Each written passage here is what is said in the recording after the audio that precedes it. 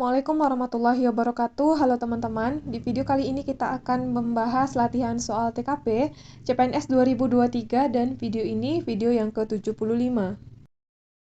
Soal pertama, Budi seorang pengajar di Universitas Negeri, memiliki tujuan untuk menanamkan rasa cinta tanah air dan mengurangi potensi radikalisme di antara mahasiswanya selama proses pembelajaran. Apa langkah yang bisa diambil? A. Mengkomunikasikan kepada mahasiswa mengenai pentingnya memahami sejarah untuk mencegah mereka dari ideologi yang bertentangan dengan ideologi yang telah diwariskan. B. Mengajak mahasiswa membayangkan tantangan yang dihadapi oleh pejuang kemerdekaan Indonesia pada masa lampau. C. Memberikan gambaran komprehensif tentang peristiwa-peristiwa sejarah Indonesia.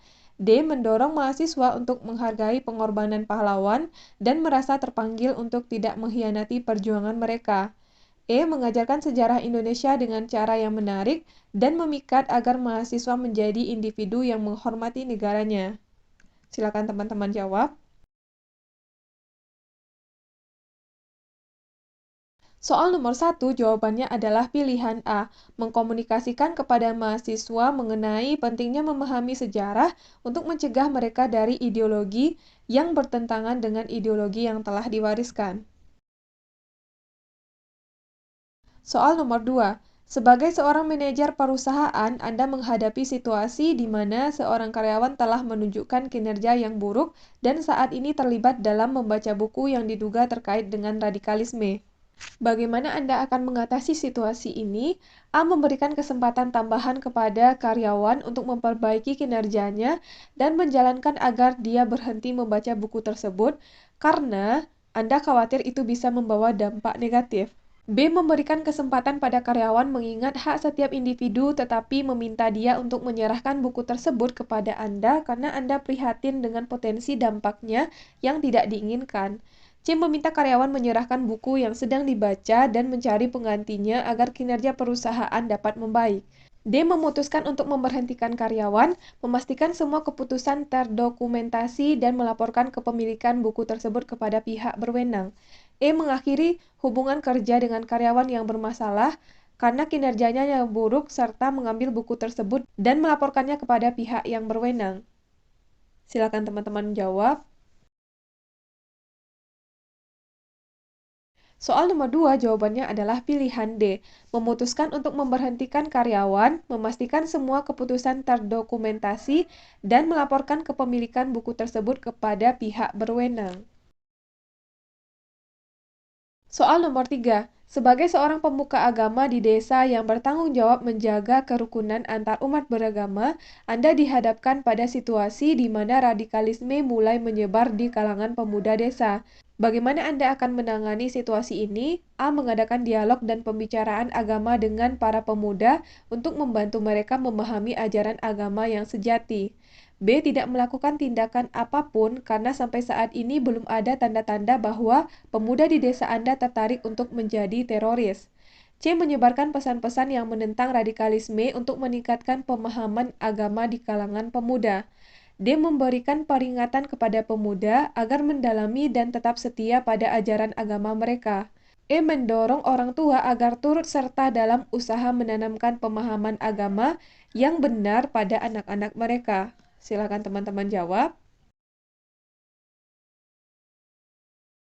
Soal nomor 3, jawabannya adalah pilihan A. Mengadakan dialog dan pembicaraan agama dengan para pemuda untuk membantu mereka memahami ajaran agama yang sejati. Soal nomor 4. Sebagai seorang pegawai di kantor pelayanan, Anda melihat kekacauan dalam antrian masyarakat yang berusaha mendapatkan pelayanan dengan cepat di depan loket. Tindakan yang akan Anda ambil adalah A. Mengorganisir dan meminta staf loket untuk meningkatkan kecepatan pelayanan. B. Mengatur antrian dan menginisiasi pembuatan nomor antrian. C. Melanjutkan mengamati situasi tanpa campur tangan. D. Melaporkan situasi ini kepada pimpinan untuk pengambilan keputusan. E. Mengorganisir dan berinisiatif membuka loket tambahan untuk pelayanan.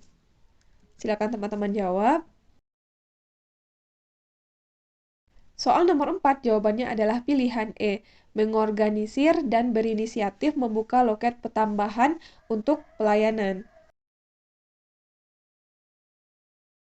Soal nomor 5.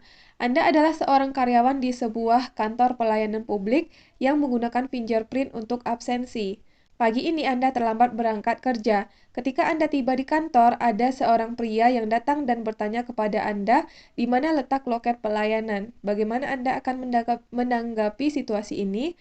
A. Mengusulkan pria tersebut menunggu sebentar sementara Anda menyelesaikan absensi dengan fingerprint.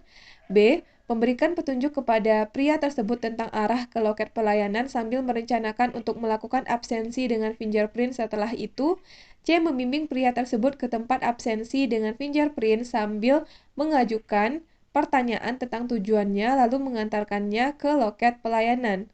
D. Menyambut pria tersebut dengan cepat sebelum pergi ke tempat absensi dengan fingerprint. E. Mengarahkan pria tersebut ke loket pelayanan dan kemudian Anda akan melakukan absensi dengan fingerprint.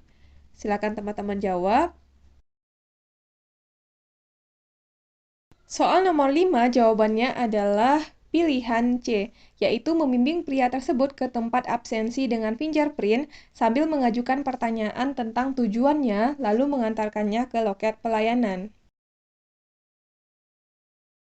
Soal nomor 6. Akhir-akhir ini, media massa sedang dihebohkan dengan pengesahan undang-undang yang dapat mengakibatkan unjuk rasa dari berbagai kalangan bahkan sampai bermunculan tindakan terorisme dan separatisme. Banyak dari kalangan yang pro dan kontra dengan undang-undang tersebut. Sikap Anda sebagai ASN adalah A. Bersikap biasa saja karena menurut Anda hal seperti unjuk rasa penolakan undang-undang adalah hal yang normal dan biasa. B. Ikut mengkritik kebijakan pemerintah yang dapat menyengsarakan rakyat.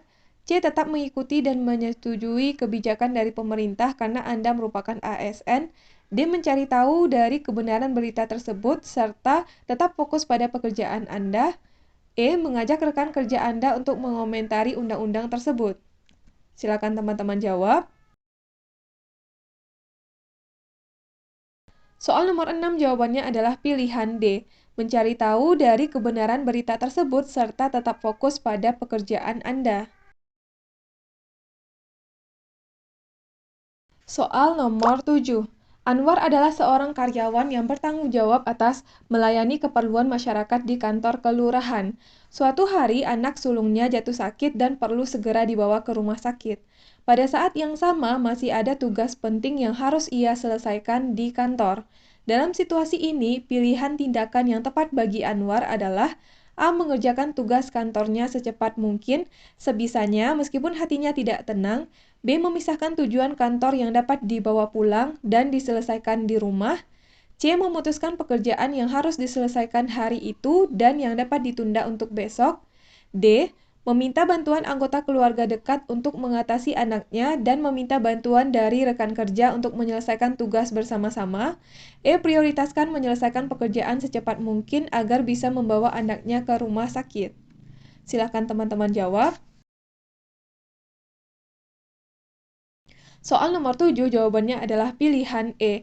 Prioritaskan menyelesaikan pekerjaan secepat mungkin agar bisa membawa anaknya ke rumah sakit.